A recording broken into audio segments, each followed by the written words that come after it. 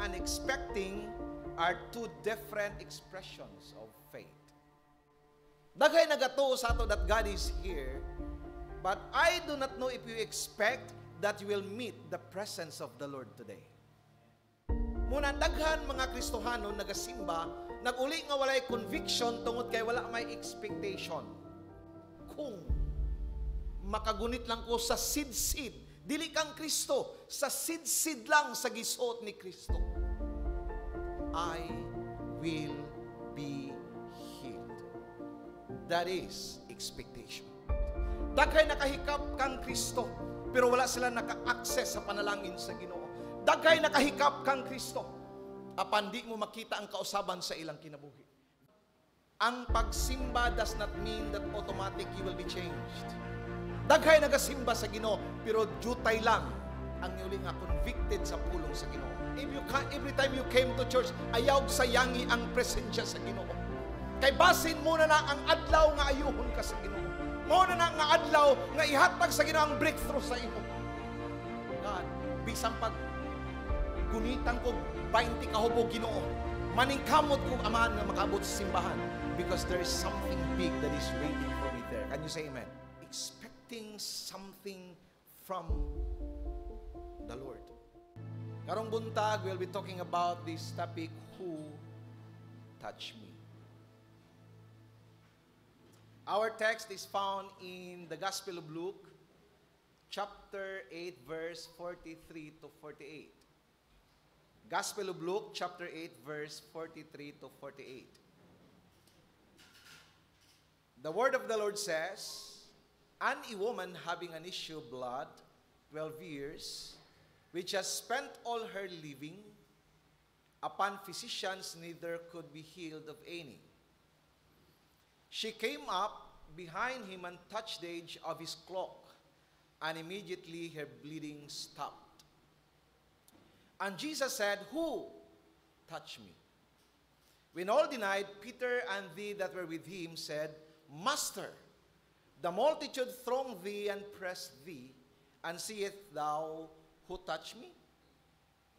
But Jesus said, 'Someone touched me. I know that power has gone out from me.' And when the woman saw that she was not hid, she came trembling, and falling down before him, she declared unto him before all the people for what cause she had touched him, and how she was healed immediately. And he said unto her, 'Daughter, be of good comfort. Thy faith had made thee whole. Go in peace.'" May the good Lord will bless the reading of His words. Mga igsoon, kining babae nga atong giisgutan karong buntaga is not asking for an attention from the Lord. He's not seeking pansinon. No? Dili siya KSP. Wala po din nangandoy babayhan nga mandisturbo kang Kristo. And that is why he came quietly touching the helm sa garment ni Jesus Christ. No? Wala siya intention nga disturbuhon ang kalihukan. Ug sa dihang iyang gihikap ang sid-sid sa gisuot ni Jesus Christ, miracle happened within miracle. Actually, her healing is not the miracle. There is a miracle that happens within the miracle, because she believed and she expect. Mga igsoon, kining baybayhana, nag-expect lang og usa ka miracle, and yet she received 2 miracles. Mga igsoon, ang milagro mahitabo lamang niadtong mga tao that expect it to happen to them. Believing and expecting are 2 different expressions of faith. Again, believing and expecting are 2 different expressions of faith. Managlahi ang believing sa expecting. I know nga kitang tanan nagatuo nga naa ang Ginoo karong buntag dinhi sa iglesia. But I do not know if you expect nga imong masinati ang presensya sa Ginoo karong buntaga. Daghay nagatuo sa ato that God is here, but I do not know if you expect that you will meet the presence of the Lord today. Daghay sa ato nagatuo that God is our provider. Amen.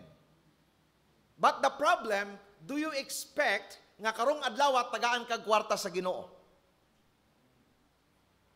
That is the bottom line. Muna daghan mga Kristohanon nagasimba, naguli nga walay conviction tungod kay wala may expectation. Balikon ko, niuli kita nga walay conviction sa atong kasing-kasing because there is no expectation in our worship. Unsa ba ang inyong expectation pagsulod ninyo sa simbahan karong buntag? Because expectation is the breeding ground for a miracle. Diha magsugod ang milagro sa mga tao nga dunay expectation nga buhaton ang Ginoo.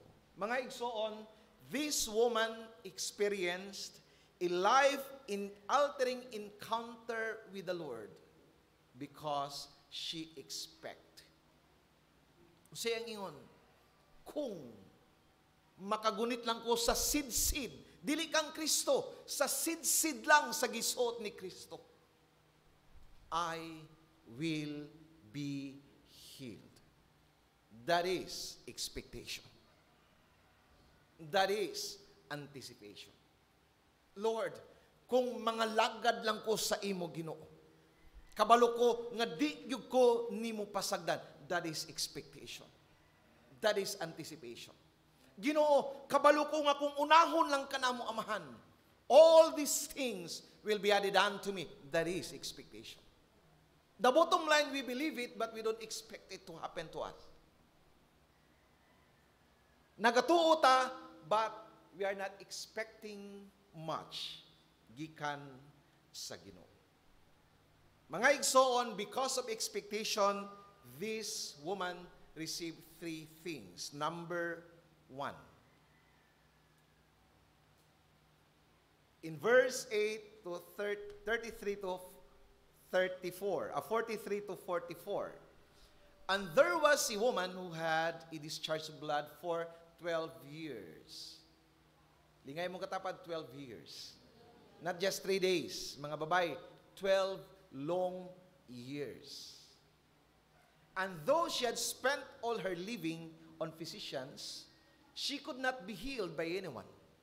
Tanan, iyan ang tanang mga supplements, iyan ang nasulayan.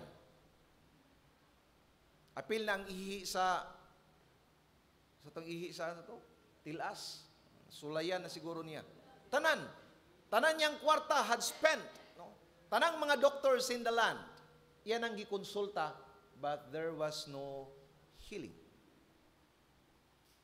She came up behind him and touched the fringe of his garment, and immediately her discharge of blood ceased. In an instant, 12 years, no, of hopeless situation. 12 katuig nga, di niya makita kung naapabay utlanan ang iyang pag-antos. 12 katuig nga, there is a big question, maayo pa ba ko sa akong kondisyon?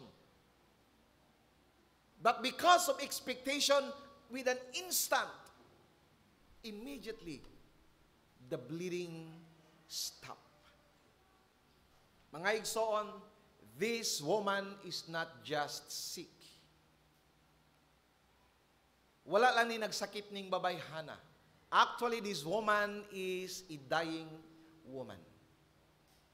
Because losing blood means losing life. Imagine 12 years nga nagdugo. I do not know how many bags of blood she needed. Kay nagtalinugo kining babay Hana. And Jesus was her last hope. Kung di siya maayo ni Kristo, wala na'y paglaom. sorry po, na-downgrade na ko. Jesus was not just her last hope.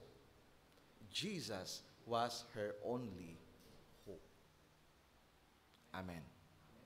Pakilingi ko sa imong katapad, pahinumdumi, Jesus is your only hope.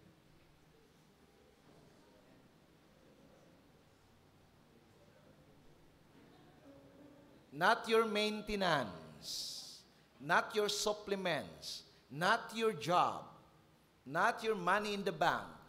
Jesus is our only hope. Can you say amen? He is our only hope. 12 years nga kalisod. But instantly, her life was changed. Mga igsoon, there is a difference between wishing and wanting. Dunay kalainan ang nag-wish kaysa nag-want. I wish I could have this one. It's different. I want this one. Amen. I wish mahuman ang simbahan. No. I want that this church will be finished. I wish, mausap ang akong kinamo. No. I want my life to change. That is a desperate cry. How you really wanted to be changed. How you really wanted to grow in the Lord. Unsa bagi ka kaseryoso nga gusto ka mausab sa Ginoo. Because that one thing will align your action. If there are expectation, mo align ang imong action. Can you say amen? How desperate you are to develop your skills. Because kung desperate ka, you will do everything aron ma-develop ang imong skills. Can you say amen? How desperate you are to be promoted in your job. Kaya kung desperate ka nangando nga i-promote ka sa imong trabaho, you will do all you can para ma-achieve nimo ang promotion. Can you say amen? You must want it enough to desire it. You must want it enough and be willing to pay for the price. There is a price to be made. Kung gusto nimo ang usa ka butang, do na kay buhaton. Di ba, Von? Kung gusto kay nimo ang babae, buhaton nimo ang tanan.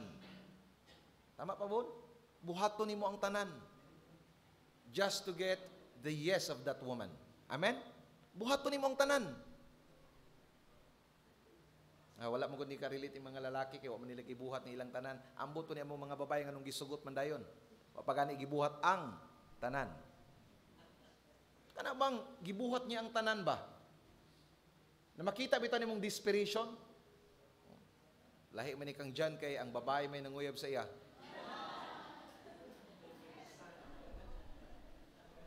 Kana makita nimong desperation ba? Ayaw i-give up the rich soul. Ang kuan imong yes. No? Amen. Be willing to pay the price. Ang atong nakit-an aning babayhana ang breakthrough lang sa iyang kinabuhi. We are rejoicing, we are celebrating. Wow, praise the Lord, naayo siya. Wow, praise the Lord, naluwas siya.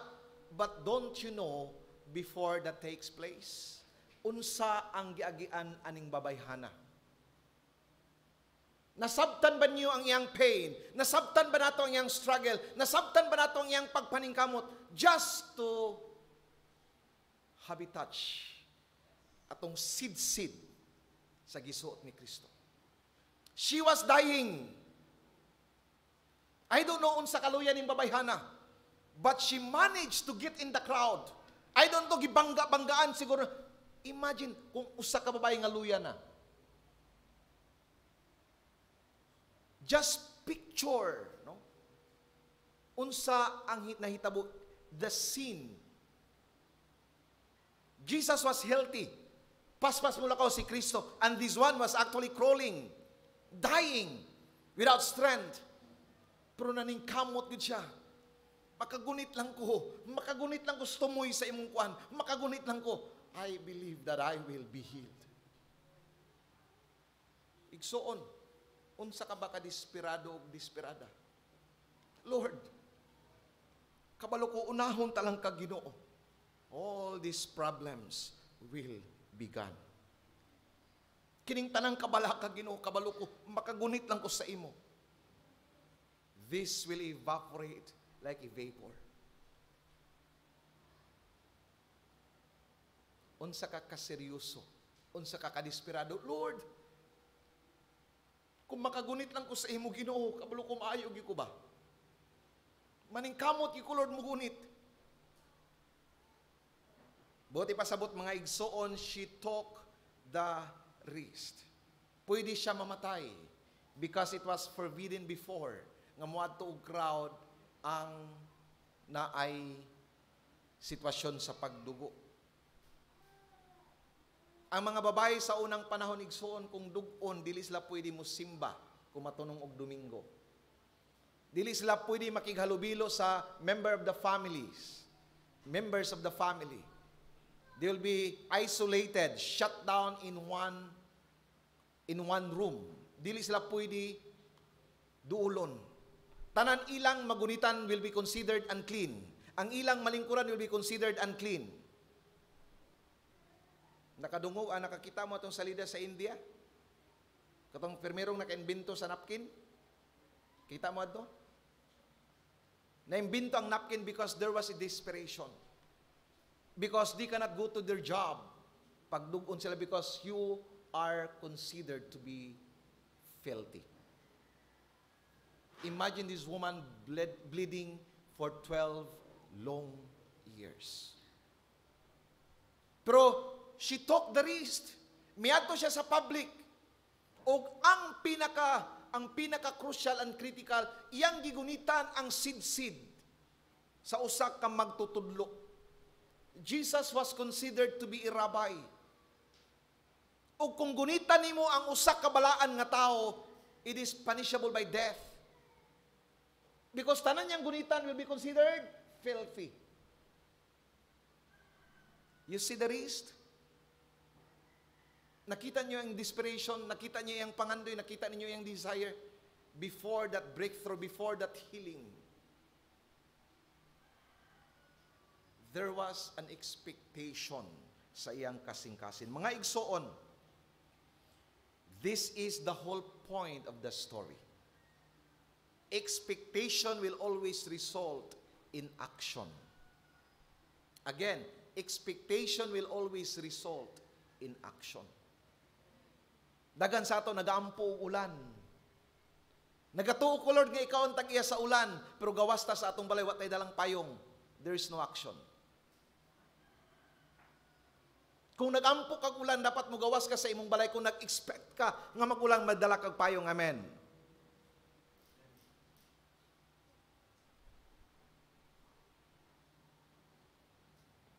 Muna gingon sa pulong sa Ginoo, ang pagtuo nga walay buhat, patay.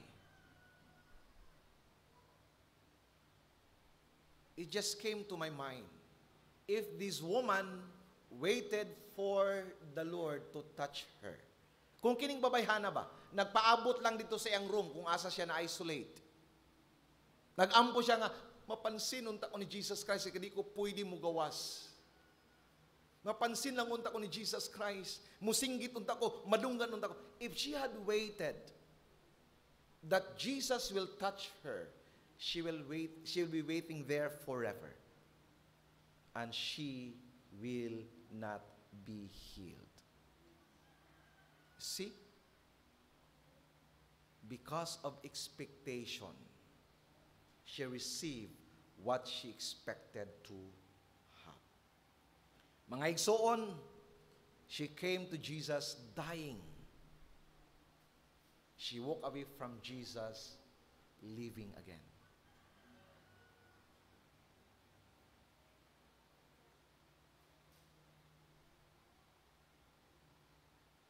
She was dying, but she lived away from Christ, living again. Kung tanaw nimo nga ang imuhang kinabuhi mo ra na maghilimat yun na, Lord, my life is dying. You need the touch of God. If your schooling is dying, you need the touch of God. If your serving to the Lord is dying, you need the touch of God. If your family is dying, you need the touch of God. If your preaching is dying, there's no anointing, you need the touch of God. If your singing is dying, skills na lang, there's no anointing and power, you need the touch of God.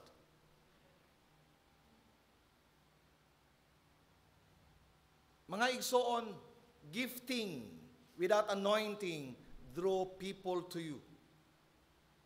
Gifting with God's anointing draw people to Him. Can you say amen? Kung ikaw ang gina-appreciate sa tao, it means that there's no anointing in it. Pero mayroon sila, grabe ang ginabuhat sa Ginoo sa imong kinabuhi, Brad. There's anointing in it. That is the difference between gifting and anointing. And that is why we pray for God's anointing. I am desperate to have it, Lord. I am desperate to have the power of the Lord. Because my talk in here will be useless without God's anointing. Amen. Your coming will be useless without God's anointing. Sayang-sayang lang ko sa akong pagtuon for 1 week. If my teaching and preaching is without anointing, sayang-sayang lang ta sa atong practice din if we will be singing without God's anointing. Amen. How desperate you are. Kung asa gani ang presensya sa Ginoo sa tugingon na ay kagawasan. The first thing that you receive from the Lord is freedom. Second, in Luke chapter 8 verse 45 to 46, not just she received freedom, she received healing power. Everybody say healing power. Who touched me? Jesus asked. Everyone denied it, and Peter said, Master, this whole crowd is pressing up against you. But Jesus said, someone deliberately touched me. For I felt healing power go out from me. Yun mga sipulo nga, Lord, that's an absurd question. Wa pa ni mo klaro Ginoo, kapkita ka nga perti na tong daghana dinhi, mangutahan na ka kinsa nakahikap sa imo, mangutahan na ka kinsa nakabangga sa imo. Kisa mo sabi pa sumangin lang nato nga perti man daghana nakahikap sa imo. But Jesus said, no. There's only one person who touched me. Only one. Because I felt that healing power coming out from my body. Oh, Lord of mercy.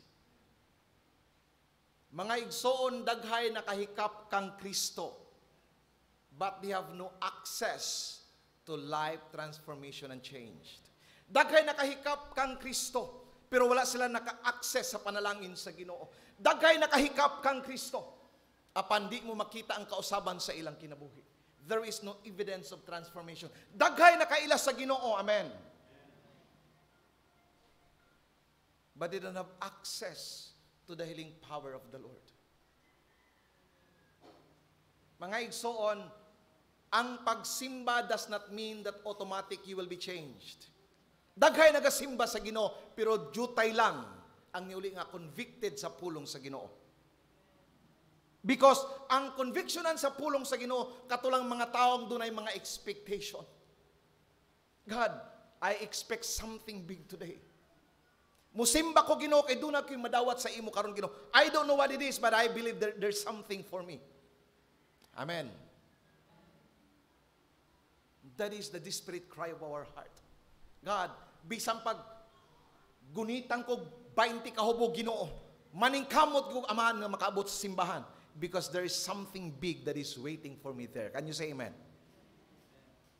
Muna inana dapat ang atong kasing-kasing, expecting something from the Lord.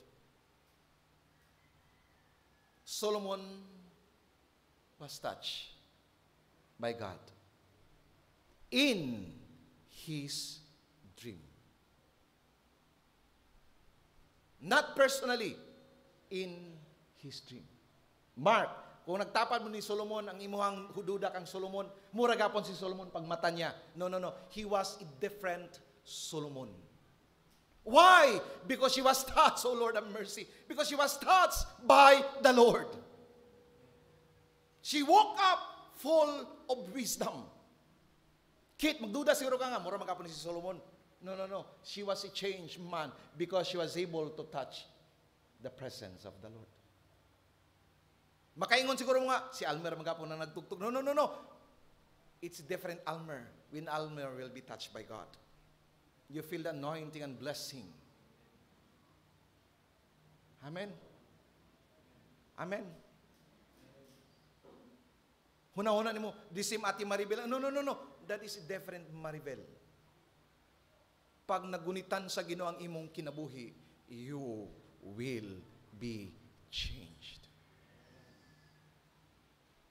You're not a different person. You're not the same person. A chaser of your presence is what I always want to be. Like Moses when he saw you, he was changed. If I can see you in my eyes, I'll never be the same again. I only want to be a chaser of your holy presence. A chaser of your presence is what I always want to be. Like Jacob when he touched you, he was changed. Amen. Amen. Kung makita nimo ang Ginoo, you will be changed. May kapan nimo ang Ginoo, you will be changed. Mabati nimo ang presensya sa Ginoo, you will be changed. Believe me, you will be changed. Muna igsoon, do not underestimate, do not waste the presence of the Lord. Every time you came to church, ayaw sayangi ang presensya sa Ginoo. Kay basin muna na ang adlaw nga ayuhon ka sa Ginoo. Mo na nga adlaw nga ihatag sa Ginoo ang breakthrough sa imo. You just don't expect it to happen. Sayang kaayo kay wa ka nag-expect.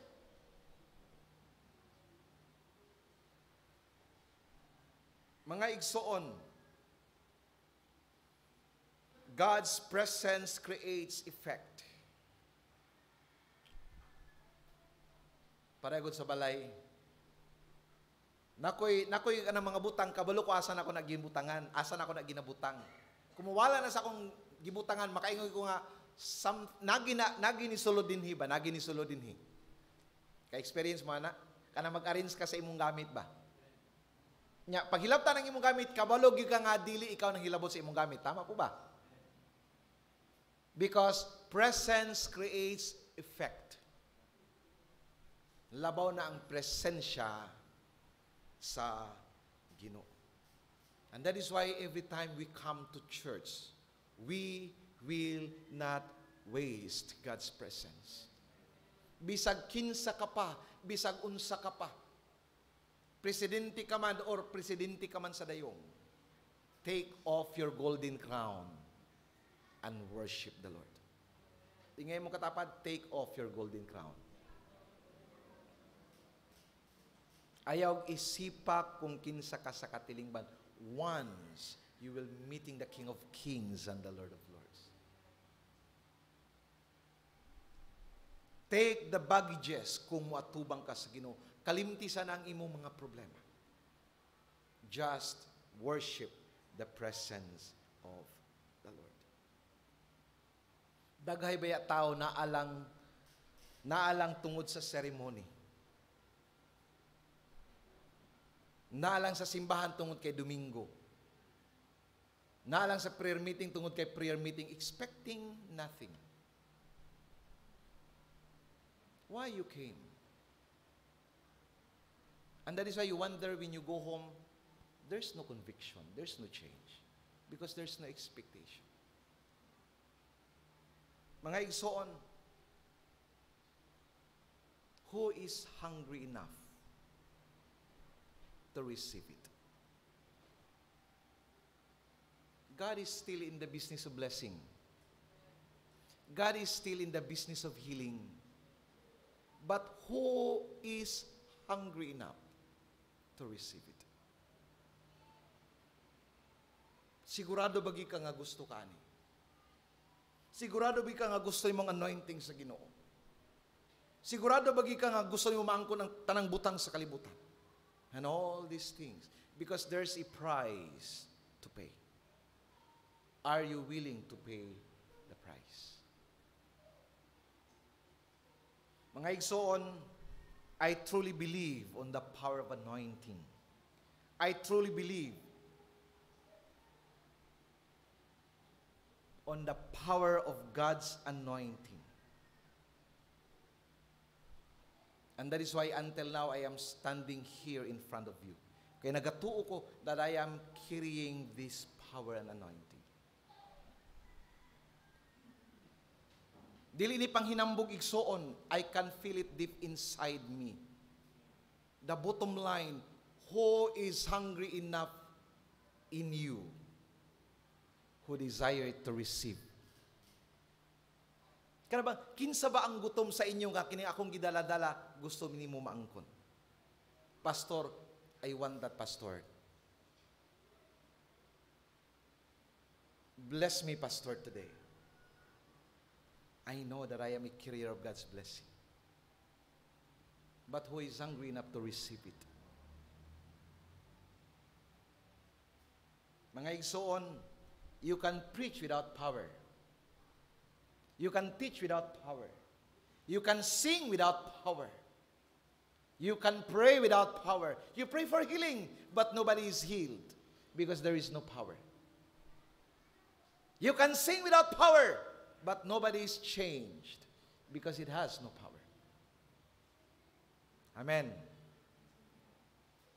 But when you sing with power, oh Lord have mercy, everything will change. Dili tungod kay, gwapo kaya nga tong sound system. Kuan maguna nga tong sound system, Pastor, di analog pa maguna, Pastor, lahigid magdahig ka tong digital. No.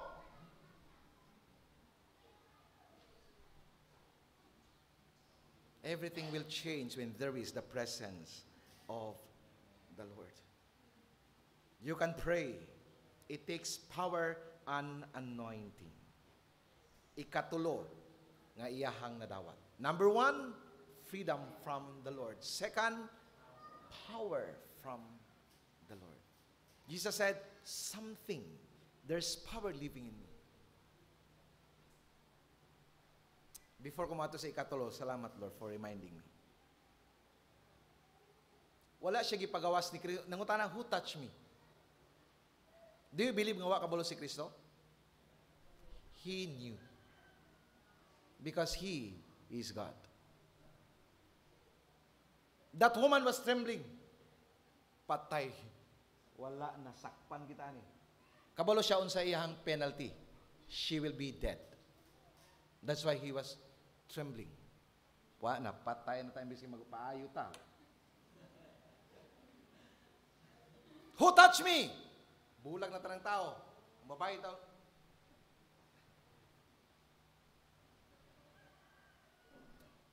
Ako, Lord. Why Jesus asked this question? So that this woman will confirm that she was healed. Jesus said, woman, daughter yang ingon diri. And He said unto her, daughter, be of good comfort. Thy faith had made thee whole. Not healed. Whole. Not just healed. Whole. That's a confirmation. Gitawag niya ang babae aron mahatag sa babae ang confirmation nga siya tinuod na nga naayo. Ang babae nagtuo na siya nga naayo. Amen. She believed, naayo na ko. Nag-stop na akong bleeding. But it needs a confirmation from the Lord.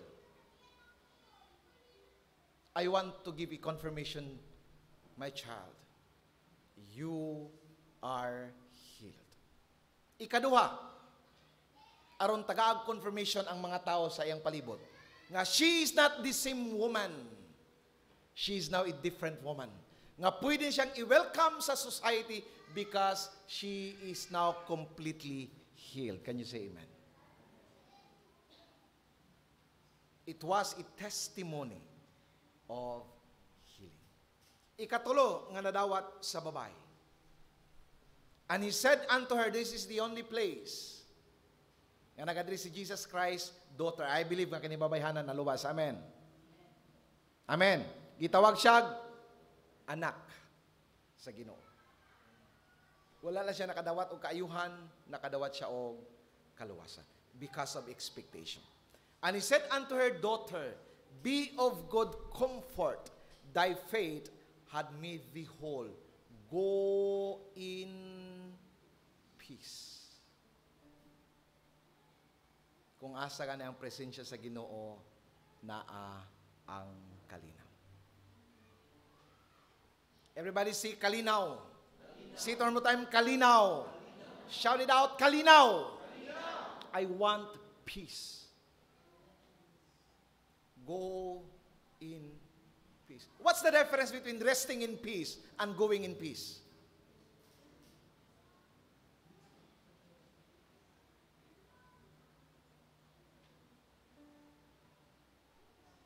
Di ba kakita ta sa mga sementeryo? Iyon ko sa inyo na rest in peace para sa mga buhi. Kananak ang Kristo. Pwede day ang resting in peace para sa mga patay nga naa kang Kristo. You can now rest in peace. Para sa mga buhi, go in peace. Von, I bless you. Go in peace.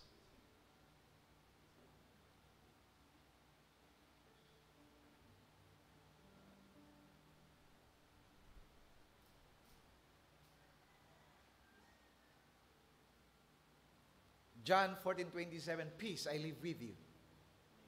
My peace I give to you. I do not give to you as the world gives. Do not let your hearts be troubled and do not be afraid. Muna ang mahitabo sa kasing-kasing away kalinaw, troubled and fearful. Kanang way kalinaw sa Ginoo mo nang mahitabo sa imo, there's a lot of trouble inside you. There's a lot of fears inside you when there is no peace. Peace I leave unto you.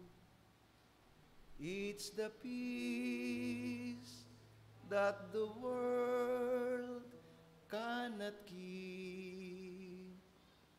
It's the peace that the world cannot understand. Peace to all, peace to share. My peace I give unto you.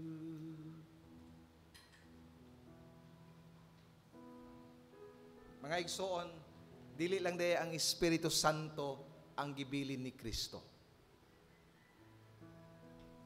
Nganong wala siya nga, prosperity, gibilin ko kaninyo. Nganong wala siya ningon, healing, ibilin ko kaninyo. Nganong specific siya, peace, I will live with you.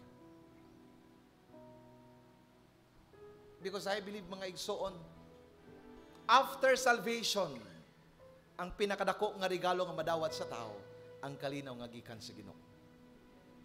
Walay sapayan na kay balatian if you have peace with the Lord.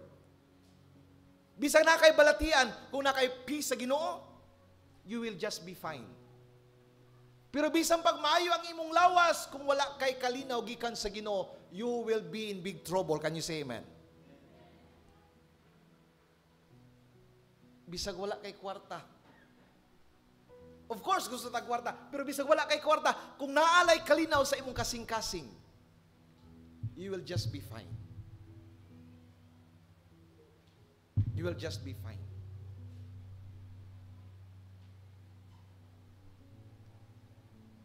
Hallelujah. Today, kining word nga peace, kining word nga kalinaw, gina-take for granted na lang nato.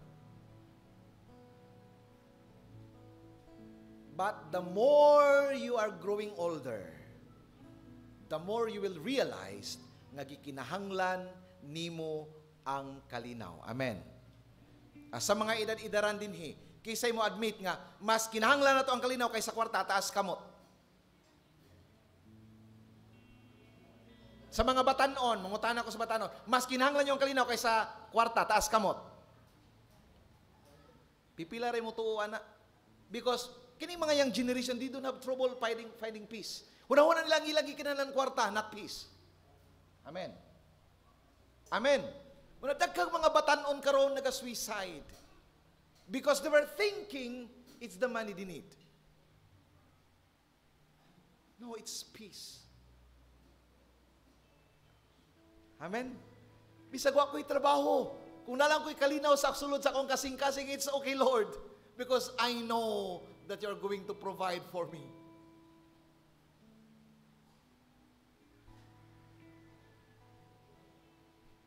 The troubles in life are many. It will consume you, it will eat you, and the older we grow, we lose touch sa tinuod nga kalinaw. Mga igsoon, believe me, kung mapalit pa lang ang kalinaw, I do not know. Ako siguro ang high sprinter dito sa Mercury Drug, mapalit og kalinaw. Every time muto karang akong anxiety, how I wish nga mapalit ang kalinaw. Bisa pag tag $100,000, 100,000 siguro dong, palit na ko dong. Amen.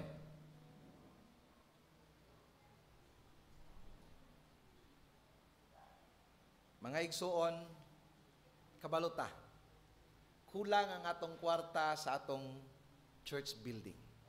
Pero lingiyay mong katapad, igna siya, find peace. Ayaw ka guol, ayaw ka balaka, humano ni sa Ginoo. Pikas na po nga side para makabalos ka. Kabalo ang Ginoo. Kung pila na lang kakilong bugas ang nasa inyo ang sudanan sa bugas, kabalo ang Ginoo. Yan siya, ayaw ka balaka. Ayaw ka balaka. Mga naay mga maintenance, kabalo ang Ginoo sa listahan sa imong mga maintenance. Di nga, pahinumdumi, ayaw ka balaka. Find peace in the Lord. Pastor, krisis kayo ang panahon, Pastor. Lisod kayo ang negosyo, Pastor. Find peace in the Lord. Kabalo ang Ginoo nga krisis karon.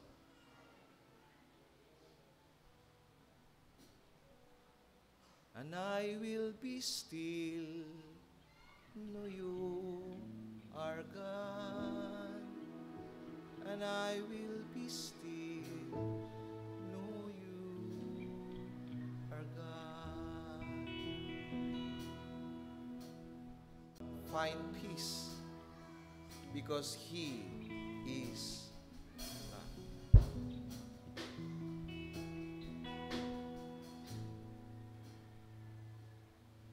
Nayuban sa ato, 21 years old pa lang, kung tanawin mo murag 51 years old na.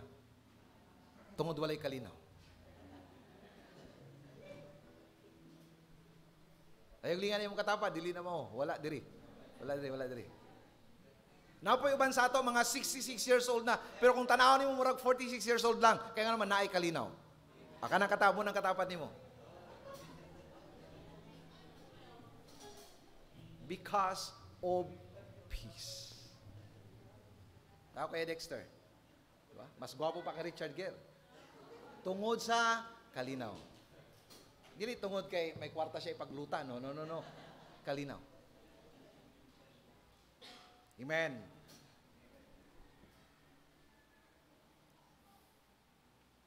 The bottom line this morning, mga igsoon. Who is hungry enough to desire it.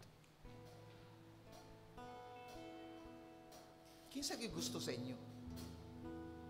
Kanang mingon bitaw ka nga, Lord, I am tired of this poverty's life. Ginoo, gikapoy na ko ning kinabuhi, Lord, nga way gahom. God, gikapoy na ko ning trabaho, pabalik-balik lang everyday. Walay gahom. Lord, gikapoy na ko ning pag-eskwela, Ginoo, nga there is no power. Lord, gikapoy na ko ning pagpangalagad, Ginoo, nga way kausaban. Who is hungry enough? Lord, I am so tired in preaching without power. God, I am so tired, God, nga kini mag-ampo, nga walay, muragwa ni mo ginadong mo, Ginoo, a powerless prayer. Who is